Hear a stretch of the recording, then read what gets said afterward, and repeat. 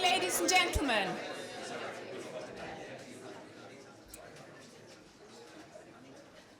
Good morning, ladies and gentlemen. A really warm welcome to the launch of the UK Prosperity Index 2022. It is our third attempt at trying to launch this index. So thank you so much for your patience, and thank you, Sajid, for being with us here this morning as well. We're really looking forward to our conversation with you. The first attempt obviously played right into a leadership campaign, and being a charity, we were unable to back a political candidate. So that's why the first one was cancelled, and the second obviously into a moment of national mourning. So we are delighted, third time round, to be launching this index. For more than a decade, the Legatum Institute has been examining how prosperity is formed around the world. What makes for nations to be able to succeed, and what do they have to avoid so that they don't deteriorate? We have been looking at things like African entrepreneurship. We've been looking at things like how nations transition from autocracy. And our analysis of these and other issues have shaped our belief around what creates prosperity and the best way for individuals, communities and nations to flourish. And we have probably taken the lid off most nations around the world now, but we have seen that it's the building of inclusive societies, open economies and empowered people that really leads to the flourishing of nations around the world. It is this belief that we have compiled into our global index, which we're probably the best known for, how we index 167 nations around the world, and we take the lid off and examine how prosperity is formed in those nations. It was first published in 2007 and has become an agenda for transformation for many leaders around the world. And at this moment in time, we have a team out in Malawi working with the planning department of Malawi, looking to see how they can implement the lessons from the index into Malawi. But in the last 2 years, we have sought to apply the principles that underpin that thinking into the UK. And one of the things that we have noticed is that it's at moments of transition that there is often the most opportunity to harness growth and prosperity. And the UK has been going through such a moment of transition. And there are things to avoid at moments like this, and there are things to practice at moments like this. And that's one of the reasons why we wanted to publish the UK Prosperity Index, in order to draw attention to what needs to be mitigated and what needs to be built on. The UK Prosperity Index sits within this wider programme that we have here, and is probably the most comprehensive survey of the prosperity of this nation. It compares each local authority across over 250 indicators, significantly more than the Levelling Up agenda has within it, and it provides a snapshot of prosperity. So it's a great pleasure to be able to share this report with you this morning. And the structure of this morning is that in a moment I'm going to invite Johnny Patterson, who's been working on the UKPI, to come and present the findings. And then from there, I'm going to go into conversation with Sajid Javid himself, which I think will be a moment for us to unpack the findings from somebody who has served in 6 departments, has seen most of the different aspects of government, and has held 2 of the great offices of state as well. So is probably extremely well positioned for this conversation. But first of all, Johnny, I invite you to the stage to unpack the index for us. Thank you.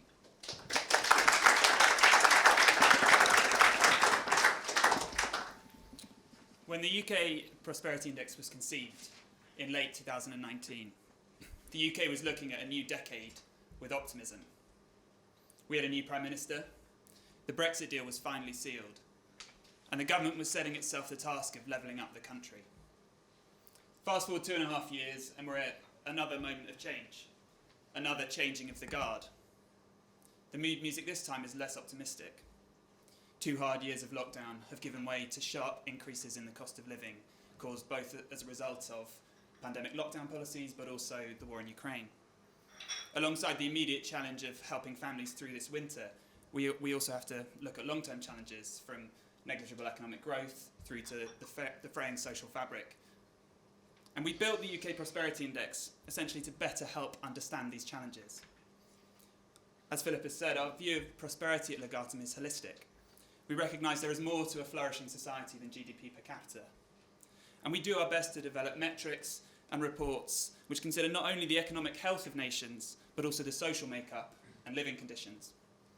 It's our conviction that a prosperous society has, among other things, a healthy population, flourishing communities and families, and strong institutions which defend fundamental freedoms and the rule of law. In our view, the UKPI is the most comprehensive measure of prosperity in the UK, covering 12 pillars of prosperity and 255 indicators across 374 local authorities. It's designed to provide central government policymakers, business leaders, local government officials and journalists with a broad and thorough snapshot of the state of the UK today. In the context of the current political debate and uncertainty in the markets, it's easy to forget that the UK is still one of the most prosperous nations in the world. In our global index, the UK is 13th, demonstrating the clear merits of our system of government, the significance of the rule of law, free speech and social tolerance, the benefits of our cultural heritage and amazing institutions like our universities, and the way that free markets can unlock growth. One of our motivations for publishing this index is to demonstrate the ingredients that allow the UK to flourish, as well as to understand what is holding us back. But the index also shows the scale of the challenge facing the new government. The UK still has sharp regional disparities across all elements of prosperity, and its performance across a range of measures points to deep structural problems at the heart of our economy, society, and political class. Politically, trust in institutions is at a low ebb. Many feel disillusioned with politics and unrepresented by our Westminster-centric political system. The declining trust in institutions is one of the proximate causes in the rising tide of national populism. And according to Gallup, confidence in the national government has fallen from 50% to 33% in the last 10 years. Socially, the fragmentation of our social fabric has been evident for decades. The number of people who are lonely increases year on year, and we're tracking the decline of family, community ties, civic and social participation, religious participation, and political participation. The decline of social capital is a long-running trend which is of great concern to us. In health, we've seen worsening mental health and physical health outcomes, alongside more and more people struggling with diabetes and obesity, drug use and depression. Furthermore, and I know this is something Sajid really cares about, we have to face the stark reality that there are sharp disparities in health outcomes across the country. The impacts of this were felt during the pandemic and will be felt in increased pressure on the NHS and healthy life expectancy. Finally, economically, there's been little to no productivity growth since the financial crisis of 2008. And again, diverging outcomes between metropolitan centres and left-behind areas are prevalent. Many regions vastly underperform their productivity potential and fail to provide enough good jobs, with the most productive areas still concentrated in the southeast. I know that the focus of our discussion today will basically be on what it will take to turn things around. As a community of people here, we believe in creating solutions to problems and not just complaining or observing from the sidelines.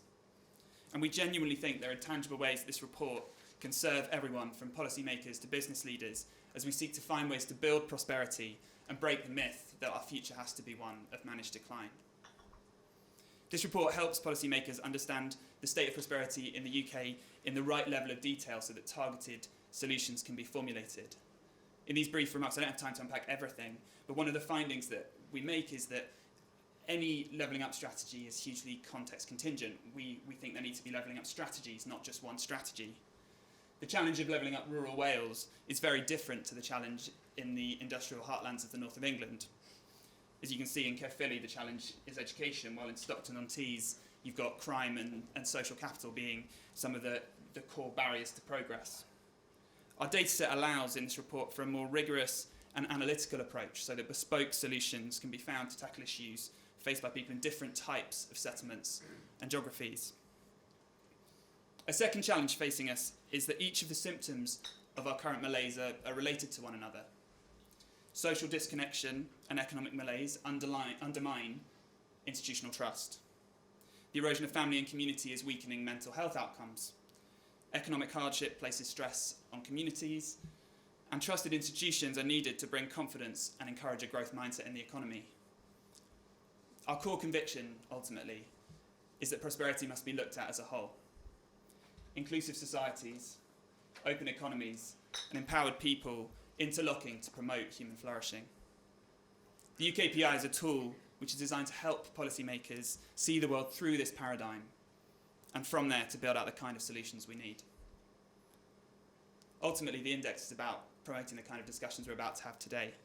We are enormously honoured to have Sajid Javid, the MP for Bromsgrove, with us. Sajid, as Philippa said, has served the government in 2 great offices of state and 6 cabinet roles. And I think there are few people in the country who are better placed to talk about what is needed to help the UK turn a corner. And so it's now a great privilege to welcome Sajid and Philippa to the stage.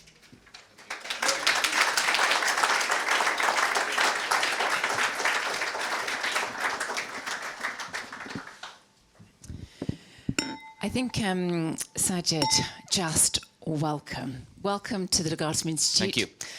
You've been a friend of the Institute's for a long time, and you've been a personal friend of mine for a long time as well. So we are delighted to have you here, delighted to have every member of the audience here. And Johnny, thank you for unpacking the index. That was a whistle-stop tour of many, many thousands of data points. Sajid, just to kick off with, we heard there that the UK was 13th globally. To reach that position, there have been some amazing building blocks that have gone into this country. How do you see those building blocks of prosperity? How do you see us building on them going forward? Good. Well, first of all, thank you very much for inviting me. Very pleased to be here. I think the work that's been done, we've just seen a quick summary and looking at the index in detail here, it's fantastic. I think it's great to monitor progress in the way that you're doing as well, because as you have government policies and you do think you want someone, especially ideally outside government, giving a sort of verdict on are those policies really actually working. And also, can I say at the start, Johnny, it's great to see you up there. Now, not all of you may know, but Johnny actually took some time off from Legatum in the summer to work on my leadership campaign. But I think probably Philippa was pleased that I didn't detain him for too long. I was very concerned I was going to lose him, actually. About 3 or 4 days, wasn't it? No. But now turning to your question in terms of the building blocks, look, when I've looked at this report, and I remember when you first launched the sort of UK Prosperity Index a couple of years ago, that the three things that strike me as like key to what this is trying to encourage is, one, obviously it highlights the importance of economic growth, and maybe we'll talk a bit about that at the moment. Obviously, it's a big subject of the day at the moment, but that is, of course, is absolutely essential, because such is the pressure, especially on governments for spending. I think there's some real structural reasons why that's happening across the Western world. Your demographics, if I think about my old job in health and how changing demographics puts more pressure on both health and social care. The need for, I think, higher cost of defense. We're seeing that across the board in Western Europe. And then also, I think one of the lessons from the pandemic for many Western governments will be more self-reliance, especially on the field of health and life sciences and things. So all of that puts more pressure of spending on government. The only way we can sustainably fund all that is through much higher trend growth. The second thing in terms of building blocks that you talk a lot about in this report, Johnny touched on, is empowered people. And look, one of the main reasons I'm a conservative is because I believe in freedom. I believe that people should have freedom and do what they want to do as long as they don't tread on the rights of others. That's what conservatives believe in. But what good is that freedom if you're not healthy? Yeah. And if I just take that as an example, because you touched on that, Johnny, is that the best freedom is when you're actually healthy and you're able to enjoy it. And in this country, we have a huge disparity, and the report really brings it out in terms of healthy life years, healthy life expectancy. If you look at Blackpool, my first speech I made as health secretary was in Blackpool, and I picked it deliberately because unfortunately it has some of the toughest health challenges. The life expectancy in Blackpool, healthy life years, is something like 54 years. In Richmond, London, it's around 19, 20 years more than that. That's the difference in our own country. And that's something that absolutely needs to be tackled, and there are things that can certainly be done to help. And then the third thing I'd pick out that's a sort of building block from your report is what you've said about inclusive societies. And there's a lot there. The thing that sticks out for me, if I think about my government experience in all the departments, is what you say about strong families. I think every government department that I've ran, and I think about my key objectives, where you have people that have been fortunate enough to come from strong families, it has really helped to the outcomes government would want to see. If I think about when I was the sort of community secretary, and stronger communities and things, and those that had that, the people, you would certainly see more of that if you were from stronger families. When I was the Home Secretary, in tackling drug addiction, violent crime, you could see the difference families make, and obviously very much so in healthcare. When you look at health outcomes, unfortunately, where families have broken down and things, you just see poor outcomes. Now, of course, you've got to be fortunate enough to have a strong family, and that can't happen for lots of good reasons. But government can make a difference. Government can support, and I think this report really brings that out. Thank you, Sajid. And we're going to pick up on issues of the economy and the social fabric shortly as we go through this conversation. But over the last 10 years, only 11 out of 53 elements found within this index have actually levelled up. And whereas 24 of the different determinants have actually declined. What do you see as the future of the levelling up agenda in the UK, and what needs to be done to ensure that we continue to invest in left behind communities?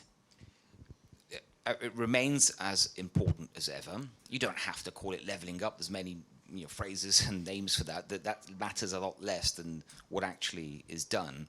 And as your report really sort of flushes out, is that if you look at sort of economic outcomes, for example, that they're vastly different across the country, and you've identified some of the key reasons for that. And I think the work that, for example, that Michael Gove did when he ran the Levelling Up department, and the white paper he published was a first time, I think, properly that there was an attempt across government to try and address this. Now, of course, this is a long-term goal. It takes time. It's far from easy, but it needs a long-term, sustained approach from government. And one thing I learnt is that when you have these kinds of tough goals in government, it sounds obvious, but so often it just doesn't happen in government. You want to have a cross-government approach. It needs to be a joined-up approach. So if you're trying to... Can I just pick you up on that? Because my experience when I was in government, when we put these sorts of strategies together, was that actually there was a right round to all the government departments. What are you doing in this particular area? And then they would compile a strategy out of what was actually already happening, rather than thinking, if we want to move from here to here, what would actually be the game changer that would make the move happen?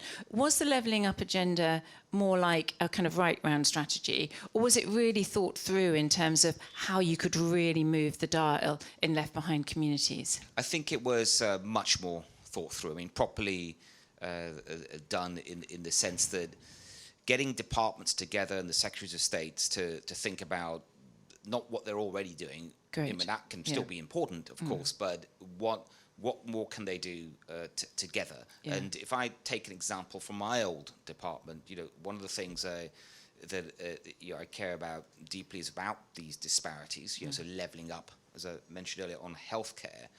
And when it comes to, if you think about the biggest killers, we know what the biggest killers are. It's cancer, it's obesity, it's addictions to alcohol or drugs, the cardiovascular disease. These are the biggest killers. We know what needs to be done. But it's something that the health department cannot do on its own. You need for example, the education department involved. You need your old department, DWP, involved. You need DCMS on sport and things like that. And so it's important to have a process in government which gets all these people together and makes them accountable. And when we set that committee up, that subcommittee, I asked Boris to chair it himself, which eventually he agreed, and he did it, and he's chaired the first couple of meetings, and it helped make a difference to get the Secretary of State to do something different. Now, we put a lot of planning into that. Part of that is to publish a white paper, a health disparities white paper, and I hope the government decides to go ahead with that. And we're going to come back to that too, because we want to see that white paper coming out in the public domain. But moving on to the economy, we saw that graph there from 2008, which to me was a really kind of unnerving graph, and the £6,000 difference per individual. So growth is obviously the priority for this Chancellor. It was your priority when you were running as well. What is your assessment of the importance of the objective of growth, and what do you actually think it's going to take to achieve it?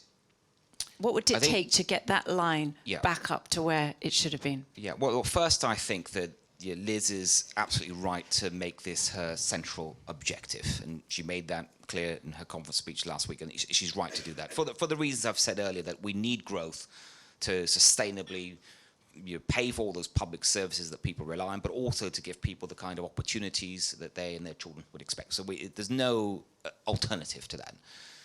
Then I think she's also right, and Kwasi is right, to sort of set out, say, look, our target, we want to get the trend growth rate back up to where it was in the post-war period, which is about 2.5% a year. The last OBR assessment, I think it said trend growth, they see it settling at around 1.5% a year for the next, so 1.4%, I think they said, for the next decade. So clearly that's not good enough. And things need to change, and some things rightly need to change radically. But it's worth sort of unpacking those numbers a bit. The 2.5% post-war, before the financial crisis, about 2% of that a year was productivity improvements, 0.5% was workforce.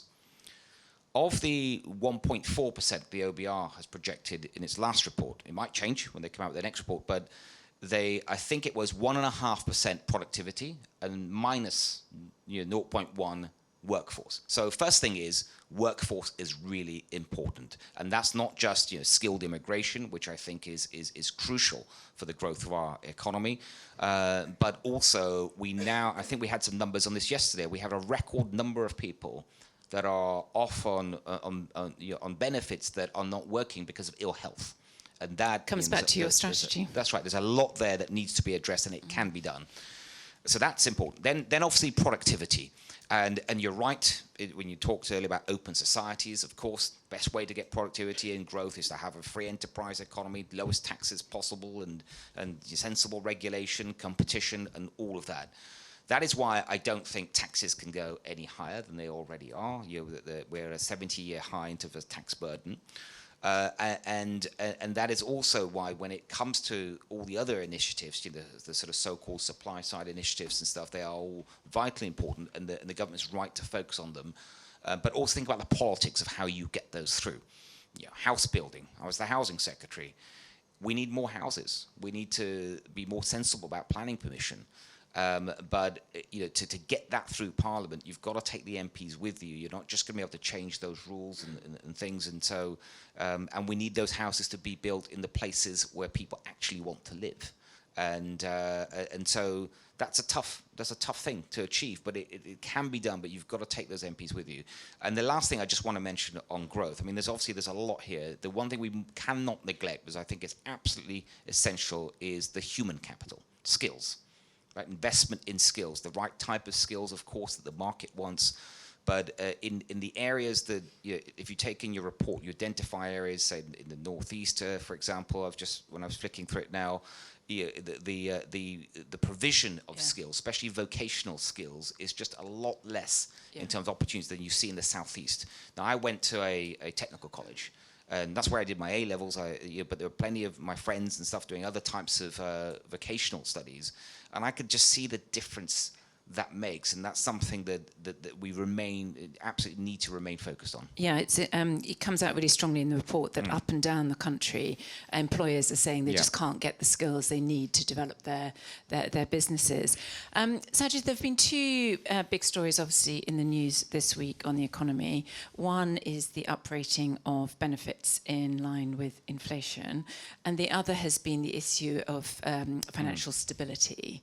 I would just be interested in you giving your perspective on both of those issues whilst we rest on the economy, and what you think needs to happen on the uprating of benefits, and then also on how we go from here, this moment in time, to achieving financial stability.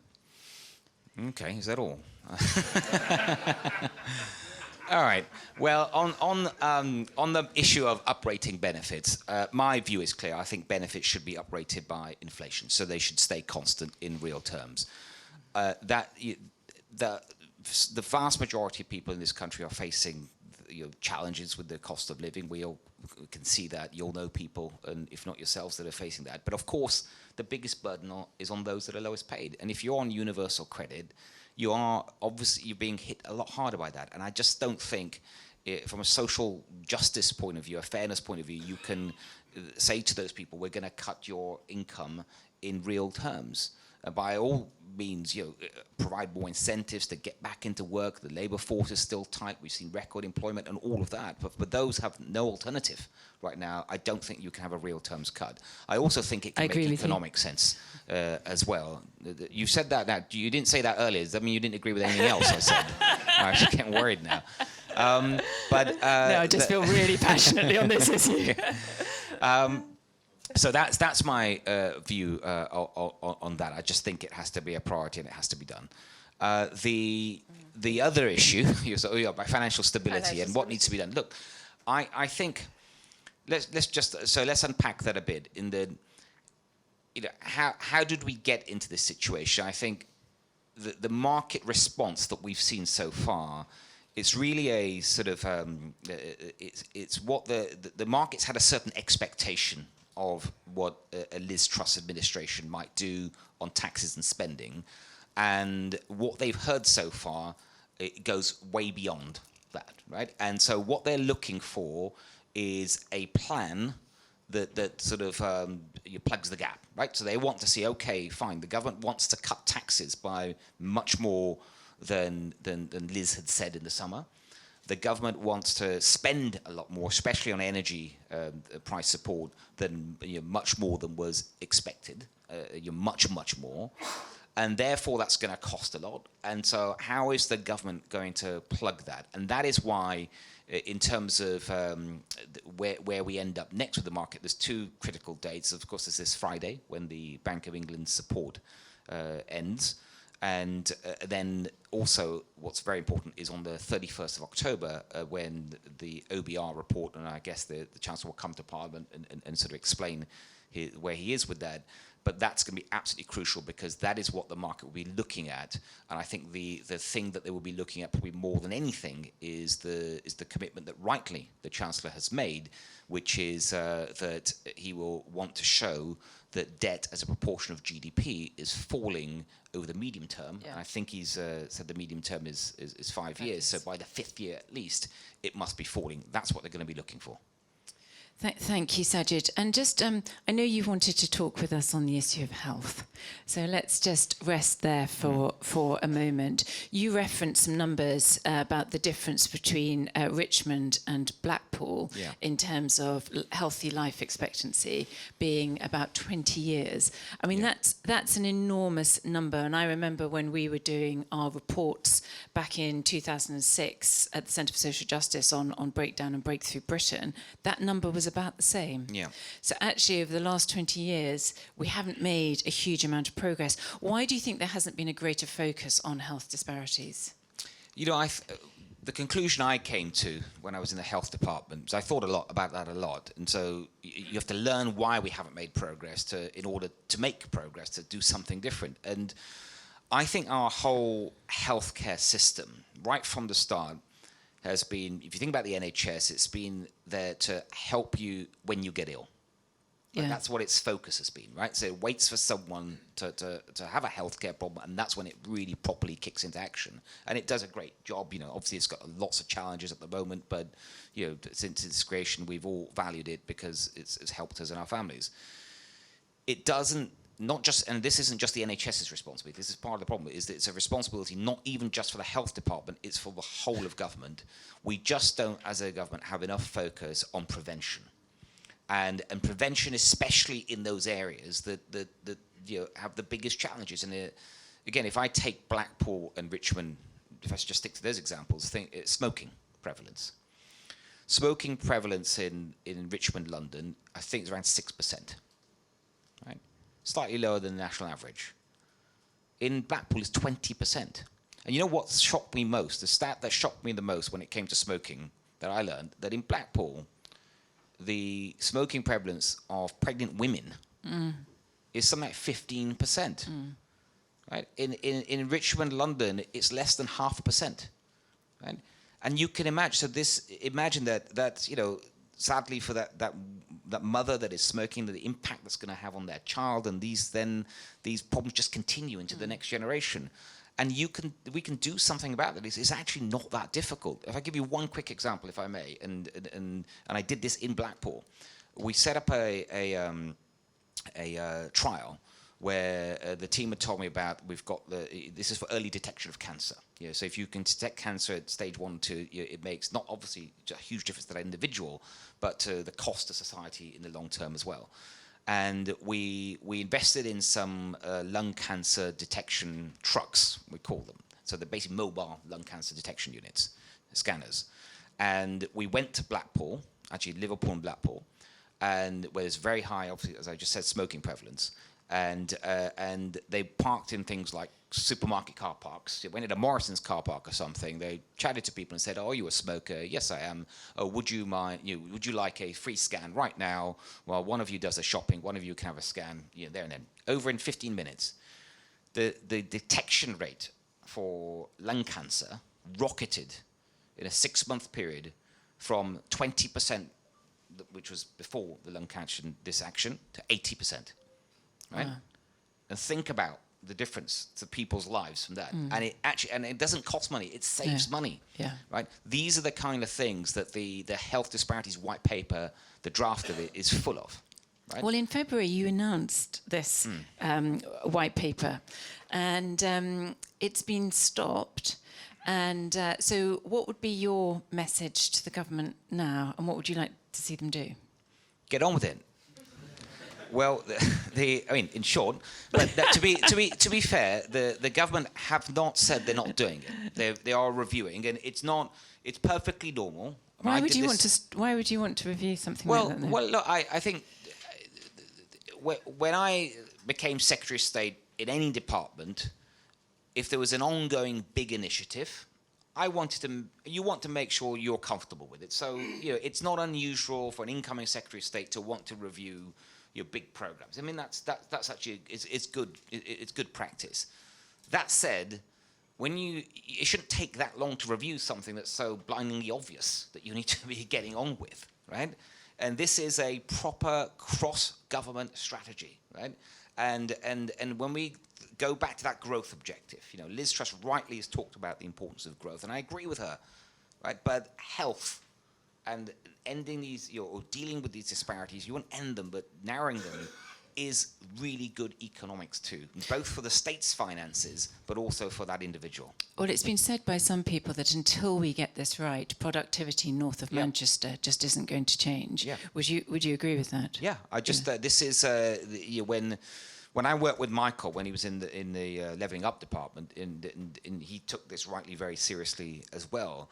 But with our team sort of jointly working on this, you could see the difference that good health makes to the economic outcomes, and it's circular, right? Because if you keep having poor health in a neighbourhood, then you don't get the economic growth and the jobs and the opportunities, and then it feeds more bad health. Yeah. It's not rocket science. It's pretty straightforward. And other countries have managed to do a much better job than we have, but we can do it, and we've got all the tools to do it. It doesn't cost anything, and it can be done.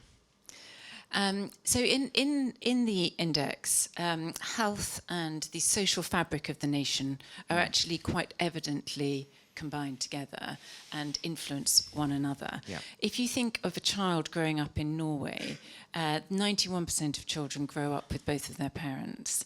I think in Italy it's about 80%. In the UK it's about 60%. And so our social fabric is significantly weaker than some of our European counterparts. What would you do and recommend in order to strengthen the UK's social fabric? Well, so first of all, I completely agree with the way you've put it in your report. Your highlights this is that we do need to do that. We need to strengthen families. It's far from easy. What would I do? The one thing I would do is I would make it a statutory requirement for every department to consider the impact on families of every government policy. Now, that doesn't mean to say it has to change that policy, but the minister would have to consider the impact on families. And obviously, if it's... So the family test that Lord Farmer say has been... Yeah, but make it a statutory requirement. So in every government department that I was in, and every single submission that I saw, right at the end of it, it would have an equalities assessment, because that's the law. And it's good. It was good. It made you think. And sometimes I changed my mind or changed my approach because I hadn't, until then, sort of properly thought about is inequalities impact. And sometimes, it's not that obvious. You should do the same with families. Have a family test, assessment, whatever you want to call it, but make it a statutory requirement that has to be reported to Parliament on every single government policy. Have that transparency around it. That would really concentrate minds. So in my experience of working in government, when it comes to family policy, they define family policy as childcare or as the welfare state, as opposed to really supporting and strengthening the relationship at the heart of a family. It's about cohesive families. It's about cohesive families. And can I just say one more thing that I touched on earlier when I talked about families? I was lucky. I had great parents and brothers and things. We had a strong family life, and it helped me a lot, and I think helped all of us in the family a lot. But not everyone can have that. They can't, and there's lots of good reasons. Families split up, or there could be a death in a family. Of course, it can be. It can't happen. But where you do have single parent families, I think government can also do more to try and support them. Yeah. And again, it doesn't have to cost more money. We are, in my constituencies, in my surgeries, I regularly see the people, typically it's the mother, will come and see me, a single mother, and say the support she's getting, she's either not getting it from her ex-partner or it's not enough and things. I think, if I remember correctly, I think the average sort of support, alimony type of support in the UK is around 14% of the partner that's left income. In the US, it's something like 40%, right? In Germany, it's like 38%. So I think that there's things to be done there to make sure that when families do split up, that the partner that's left, the individual, the mother or the father that is left with the children, has proper support, and I think the government can do more to make sure that happens. Yeah. So in a minute, I'm going to be coming out to the audience for questions, so start thinking those through. And I'm just going to ask Sajid about institutional trust. Sajid, we saw in those numbers that over the last 10 years, trust has fallen from 50% of the population trusting government to 35% of the population trusting government. And obviously, institutional trust is one of the building blocks for prosperous societies. Why do you think that has happened? And what do you think can be done in order to rebuild trust in our institutions more broadly? Well, I mean, first of all, I agree it's hugely important for any sort of successful society, especially a vibrant democracy. And why has it happened? I think that a lot of people haven't seen the kind of sort of integrity and leadership they want to see from their politicians, their leaders, people that have been put into these positions of responsibility and power. And I do think it's an issue. I think people want to see that everyone from the Prime Minister down, and people working, whether it's in local government, something that they are honest, they have integrity, and they have certain principles that they will stick to, and that's and hugely your important. resignation speech, in fact, made that. Which one? The one in Parliament, your major resignation. Both. Which one? Your last one made that point in particular.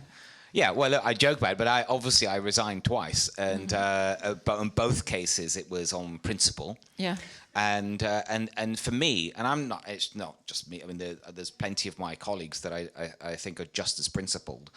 That if you're in public service and you get to a point that you're either asked to do something that goes against your values, your principles, or you have to say something that doesn't sound right, you shouldn't do it. And I think that doesn't always apply to everyone. And I think it's just vitally important to try and restore that. Now, what can be done about it? Look, clearly it's not easy, but I think you'd certainly want to have an independent ethics advisor, someone of integrity that's doing that job with the proper support.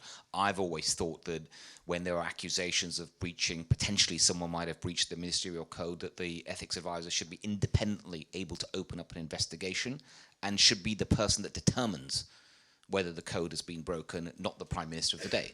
So there are sort of institutional sort of changes and things that can be made. There's probably many others, but that's just the start of it. Sajid, can we just say a huge thank you to Sajid for that before we open up for questions? Sajid, thank you. Thank you.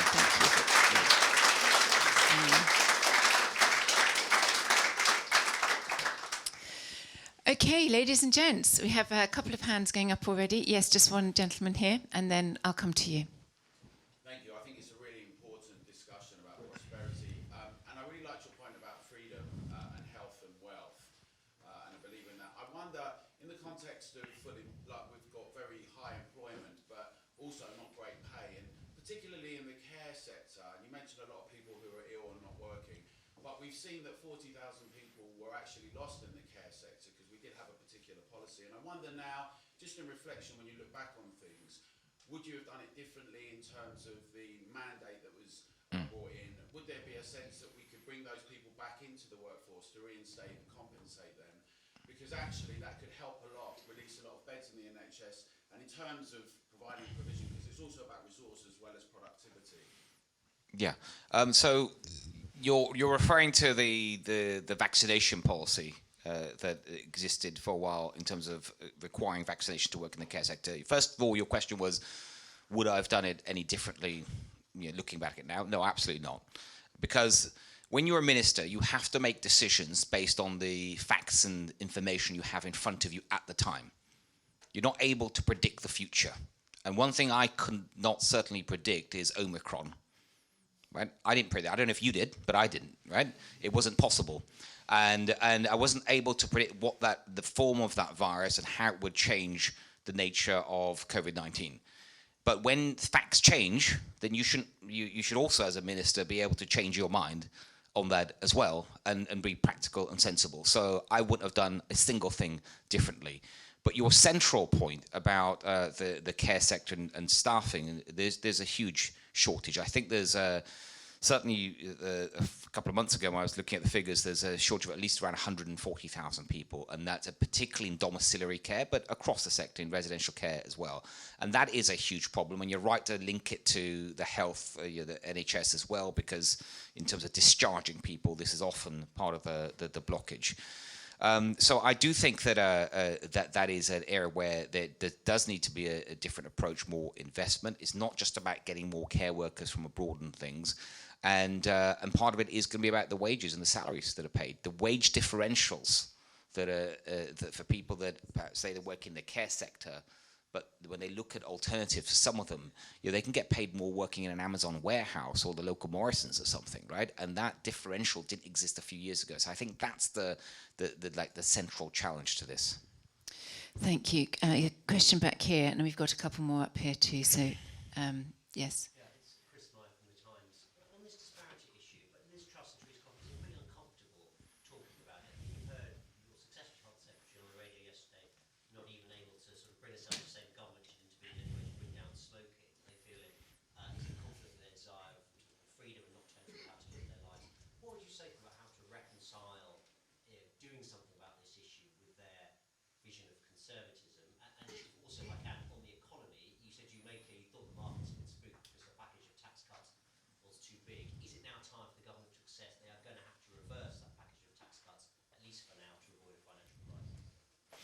Look, on the health issue and your prevention disparities, as I said, look, it's not unusual. Your new Secretary of State has come in. They want to look at, especially if it's a white paper prepared. You want to make sure you're happy with it. You might want to tweak it, make changes. But I do hope they come to the conclusion that this is essential for the reasons that we have discussed.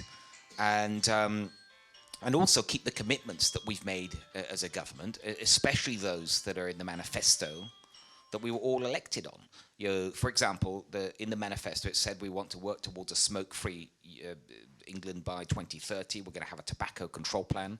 And so that is what the expectation is. That's what we said we would do, and we should come forward with that. It's why I had an independent review of tobacco and smoking and see what more we can do. And by the way, I also think that adults should not smoke in cars with children, right? Ideally, you wouldn't have a law for that. When that came to Parliament, I happily voted for it because I don't think it has an impact on. When you say you're conservative, like I said earlier, but believing in freedom, I also said that that freedom should come with not trampling on the rights of others. And if you're smoking in a car with a child, think what you're doing potentially to their health. You're trampling on their health rights, their rights to a healthy life. And so I don't think these things should be very difficult, really for conservatives. And so I hope that once this has been looked at and reviewed, that the government can come ahead with this paper. On your second question about the sort of the economic situation. Look, it's what I said earlier. The key issue now is going to be, I think all eyes will be on the 31st of October. I think Kwasi was absolutely right to bring that date forward, as he did a couple of days ago when he announced that. And in that report, the government will have to show, I'm not going to try and second guess how they're going to do it. They're going to have to try and show how they're going to make the numbers add up so that debt will be falling in the medium term. Thank you. We've got a question here, and then Lord Trees, and then, yes. Good morning. My name is Cristina Brandão. I'm an academic research and business consultant. My question is, what would it take to improve the number of planned permits to build more sustainable and cost-efficient properties, both residential and commercial in UK? So to build more homes, to give more planning permission for homes, is that's what you're asking about? What would it take? I think that the central challenge here is that you have to build the homes in places where, it sounds obvious, but a lot of governments have missed this, is that where people want to live, right? And I remember when I was the housing secretary, that I'd often be told, look, why don't we just give more planning permissions in parts of the country where there wasn't huge demand? And I said, look, we should actually use the market mechanism to determine where the big demand is. The average house price in the UK versus as a ratio of earnings, average earnings in that area, is about 8 times, right? First of all, that's the highest it's ever been, right? That's throughout England. But in London area, it's about 17 or 18 times. But in some parts like Cumbria, it's like 4 times, right? And so the market is telling you the demand for those homes are much more in the southeast and London and other pockets across the country. And I always felt that that should help ministers determine how many planning permissions should be given in that area. And it doesn't mean to say you have to build over all the fields. You can build high, you can build in brown areas and stuff. There's lots of ways to do this. But there should be a requirement to require areas to do this. Now, one thing that I'm not. If you end, I think Liz has said, I think she actually said in a conference speech, she wants to end top-down planning targets, and I'm not sure I don't know the detail behind that, but I learned as housing secretary that to get local areas to give the planning permissions that they need to give, you need, as well as a carrot, you need a bit of a stick as well, right? Otherwise, they just won't give the planning permissions, and the reason is because they're elected locally, and most local people that in the areas around, they don't want new homes, they want them somewhere else, and so you need a carrot and a stick approach, and I think that's really important to maintain. Thank you. And Lord Trees. Thank you very much, Philippa. I was born in Middlesbrough, brought up in Scunthorpe, lived in Liverpool, so I'm interested in levelling up. And we talked earlier about what steps Philippa asked specifically could one government take to help that. And I'd like to ask you about capital investment, and my particular areas of interest are research, particularly in animal health and human health, but science in general. There's a huge concentration in the UK in investment, and a lot of it's public money in the southeast, the Golden Triangle. Now that's been very successful, and we're world leaders, no question. But could we not do more with public money to redirect it, to create other hubs of excellence further north and west and east and so on?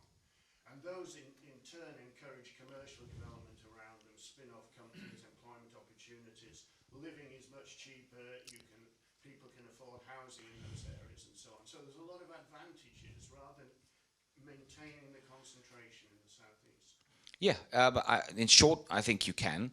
And there are some good examples of that already. I remember as health secretary going up to the northeast and looking at, I think it's the investment Fuji were making there, and other in terms of life science investments, drugs investments, and so there are some good examples that are outside that sort of golden triangle, as you put it, and the government clearly has a role to play in that. But I think to be successful and sustainable, the government investment must be there to encourage the private investment to come, right? That's the purpose. That should always be the purpose of it. And one of the things I think to try and encourage that is also skills. When I speak to a lot of the sort of companies that could be the potential investors and stuff, one of the things they often tell you is that I would happily go to northeast, northwest, and Midlands, but I've got to be confident I can get the people that I want, and I want them sort of obviously in that local area, wanting to come and live there, but also have the investment in skills in that area. So I think it comes back to my skills point about how you can make a difference locally. We've got time for just the two last questions, one here and one over here. Do you want to? Thank you. Good morning. Given what this index says about political instability causing so much damage and trust in democracy, do you think that Liz Truss should take the Conservatives to the next election no matter what? Or in the interest of having a semblance of an opposition after the next election, a leadership change can't be ruled out? We have in the Conservative Party, like most other political parties, we have a process to select a leader, and we've just gone through that process. And I think to have faith in institutions and trust in such processes that are so important, that you stick with them. And so I think the last thing we need as a Conservative Party, like a hole in our head, is another leadership election. And so we've got a leader, and we've got to work with her to help her in the tough challenge that she has ahead. And gentleman over here, who is busy typing. Ashley Campbell from the Mirror. Back to your stint as Housing Secretary, it's been suggested in the last few days the government's looking at scrapping or even shelving the commitment to abolish no-fault evictions. Would this be a betrayal of renters, given it was in the Conservative manifesto in 2019? I'm actually, I think this should be reviewed. I think the commitment that was made on this previously, it's right to look at it again and just make sure it's ultimately going to help renters, because if you have ultimately I want to see more rental properties. I want to see more being available. And rents are going up, and that's not just because of interest rates. There's a lack of supply in the market. If you want to see a healthy supply of homes in the private rental market, then the landlords must have a mechanism to ask to get someone to leave if they stop paying their rent, right? Because the landlord's got to pay the cost, the mortgage and stuff, and I really don't. Yeah, I think it should be obviously a fair process, but I think you've got to have a process in place that is ultimately is supporting the renters, which means that they want to have availability of rental homes at the lowest possible rents, and that means increasing supply. So you've got to strike the right balance. Ladies and gentlemen, we've unfortunately come to the end of our time together, and I know that Sajid has to run to the House shortly for PMQs. So can we... I'm not taking them, by the way. Can we just say a huge thank you to him for spending this time with us?